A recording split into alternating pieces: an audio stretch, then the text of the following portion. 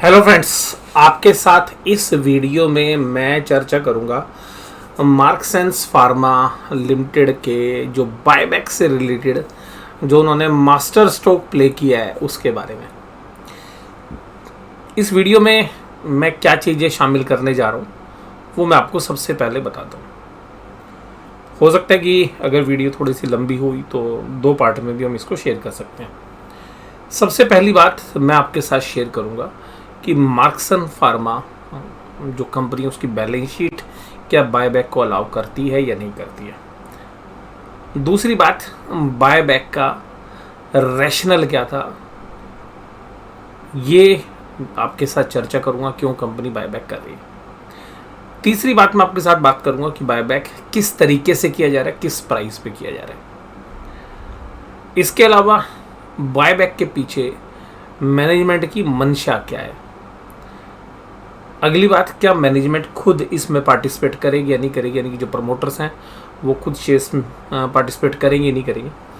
उनका capital structure अभी किस तरीके का है और बायबैक के बाद किस तरीके की स्थिति आपके सामने अवगत होगी, उससे मैं आपको बताऊंगा। इसके बाद अभी करंट वैल्यूशंस जो है शेयर्स की वो किस तरीके की है। इसके बाद पिछले 10 साल में क्या प्राइजेस रहे हैं इस शेयर्स के, कहाँ सपोर्ट इस शेयर्स में नज़र आती है। और इसके अलावा मैं आपके साथ बात करूंगा कि जो बाकी पीयर्स हैं वो किस तरीके की वैल्यूशन एंजॉय करते हैं। उसके बाद जो कंपनी के पिछले 10 साल के प्रॉफिट्स हैं उनमें किस तरीके से उतार चढ़ाव रहा, स्पेशली हम पिछले 3 साल की बात करेंगे। इसके अलावा बात करेंगे बैलेंस शीट किस तरीके की है एज इट इज़, हालांकि वो मैं स्टार्टिंग में ही आपके साथ शेयर कर लूँगा। तो हालांकि ये थोड़ी सी आपकी समराइज्ड बैलेंस शीट है, यानी कि आप ये कह सकते हैं कि यहाँ पे सीधा सीधा आपको मोटा मोटा समझना है और वो मैं आपको यहाँ पे समझाने की कोशिश, और बिज़नेस की क्या हाईलाइट्स हैं। तो ज़्यादा बड़ी वीडियो नहीं होनी चाहिए, लेकिन फिर भी ऐसा होता है कि जब हम आपके साथ समझाना शुरू करते हैं तो वीडियो की लेंथ कभी कभी थोड़ी बड़ी हो जाती है। तो हम अगर ऐसा होगा तो 2 पार्ट में इसको शेयर करेंगे।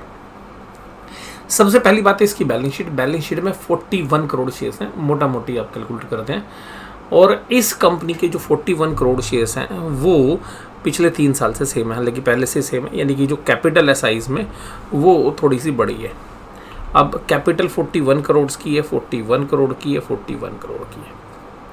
लेकिन अगर आप यहाँ देखेंगे कि जो 2021 का फाइनेंशियल ईयर था, 2020 का फाइनेंशियल था, इनके लिए बेस्ट ईयर्स थे। इनकी लाइफ के अंदर जो इन्होंने अचीव किया फाइनेंशियल फ्रंट्स पर, वो ये 2 साल थे।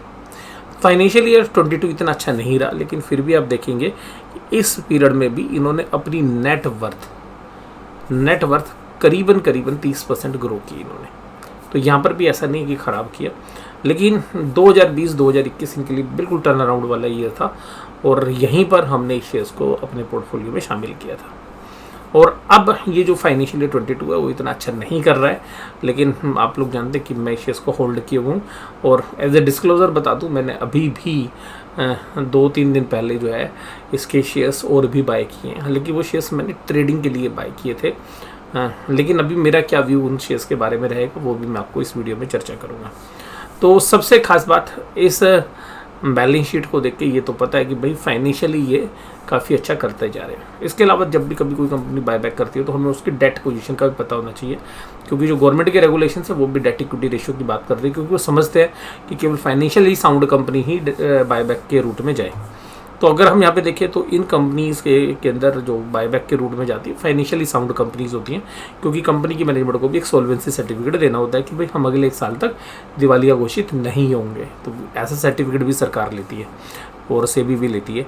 तो सेबी भी जनरली सरकार की आर्म है, तो आप ये समझ सकते हैं कि सेबी के माध्यम से सरकार लेती है। अब अगर यहाँ पे डेट की बात करें तो ये मात्र 41 करोड़ रुपीज़ है जो बोरोइंग्स पे करंट लाइबिलिटीज़ के अंदर, जो कि शॉर्ट टर्म्स लाइबिलिटीज़ यानी कि 1 साल वाली।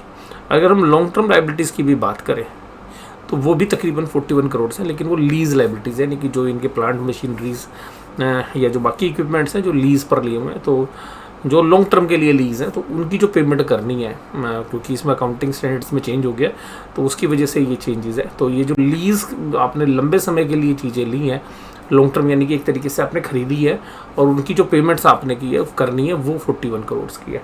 तो मोटा मोटी जो बोरोइंग्स हैं वो शॉर्ट टर्म्स में है, और बाकी जो भी हैं डेफर्ड टैक्स की लाइबिलिटीज़ हैं, यानी कि जो टैक्स आपने पे करना है एक्स्ट्रा, इसके अलावा अदर फाइनेंशियल लाइबिलिटीज़ में 66 करोड़ हैं।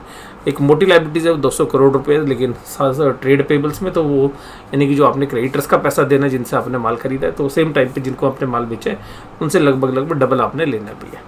तो हालांकि अच्छा नहीं होता ट्रेड रिसीव्स बहुत ज़्यादा बढ़ना, बट मेरी नज़र जहाँ जाती है वो कुछ चीज़ों पे जाती है, जैसे इंटेंजिबल असेट धीरे धीरे करके कम हो रही है।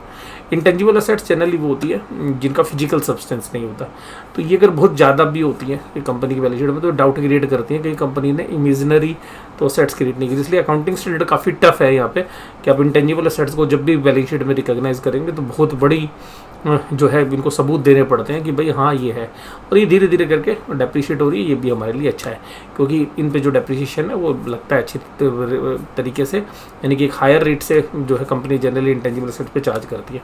तो कोई भी अगर ये इंटेंजिबल असेट तेज़ी से घटती हैं तो इसका मतलब है कि कंपनी के पास कुछ शायद प्रॉफिट भी हो जो सीक्रेट रूप से दिखाया, क्योंकि अगर कंपनी अपनी एसेट्स की वैल्यू कम दिखाती है तो अल्टीमेटली कंपनी की वैल्यूएशन में सीक्रेट्स प्रॉफिट्स होते हैं।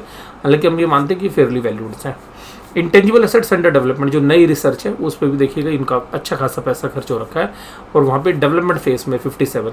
रिसर्च फेल होती है तो बैलेंस शीट में नहीं आती है, लेकिन अगर रिसर्च सक्सेसफुल हो जाती है और उससे आप नई दवाइयाँ बनाने वाले हैं या नई कोई इनोवेशंस को जो है आप कमर्शलाइज करने वाले तब भी वो चीज़ें असेट्स में आती हैं, तो वो भी 57 करोड़ रुपीज़ की इनकी वैल्यू है जो इनका खुद का खर्चा हुआ है। तो एट कॉस्ट ये जनरली वैल्यू होती है, तो एट कॉस्ट ये वैल्यू होती है, तो इसमें कोई ये नहीं है कि इन्होंने बाकी खर्चे जोड़ रखे। तो ये भी एक आपको बता रहा है कि कंपनी ग्रोथ की तरफ बढ़ रही है। लेकिन अब बायबैक की बात हो रही है, सर अब ये फालतू बात क्यों कर रहे हो, आप बताओ कंपनी के पास कैश है या नहीं है बायबैक करने के लिए। यस, तो कंपनी जो बायबैक कर रही है वो 60 करोड़ रुपए का है। 60 करोड़ रुपीज़ का कंपनी बायबैक करेगी, उसके सामने इसके पास कैश इन कैश इक्विवेलेंट है 349 करोड़ रुपीज़, 349 करोड़ रुपए, यानी कि तकरीबन 5.5 गुना पैसा इनके पास है। 5.5 गुना पैसा कैश में रखा हुआ है। ठीक है जी, मैं ये कह सकता हूँ कि देखिए 94 करोड़ का कैश था 2020 के फाइनेंशियल ईयर में, 21 में 212 करोड़ और 349। जब मैं फाइनेंशियल रिजल्ट एनालिसिस कर रहा था तो मेरे मन में भी ये ख्याल आया था कि भाई 349 या तो ये एक्सपेंड करेंगे, कुछ कंपनियां खरीदेंगी जैसे मैंने वहाँ पे एनालिसिस में बोला भी था वो, या कुछ और ऐसी चीज़ करेंगे जिससे कि शेयरहोल्डर्स की वेल्थ को मैक्सिमाइज किया जा सके।